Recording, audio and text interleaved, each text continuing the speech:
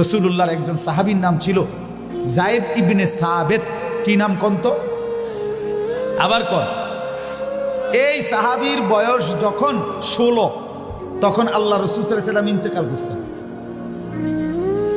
তো নবীজির জামানায় যারা কোরআন শরীফ লিখতেন নবীজির নির্দেশে, কাতেবে ওয়াহি বলতো, এর মধ্যে 1 নম্বর ছিলেন এই মিয়া, এই ছোট মিয়া। 1 নম্বর কাতেবে ওয়াহি, ওয়াহি লেখক, কোরআন লেখক রাসূলের জামানায় ছিলেন এই ছোট মিয়া, এই যায়েদ ইবনে সাবিত রাদিয়াল্লাহু তাআলা আনহু। তো নবীজির ইন্তেকালের পরে প্রথম খলিফা হইছেন কে? কথা কন। সিদ্দিক রাদিয়াল্লাহু তাআলা আনহু। তিনি, ওনার আমলে একটা যুদ্ধ হয়েছিল ভণ্ড এক নবীর বিরুদ্ধে, মুসাইলামাতুল কাজ্জাব।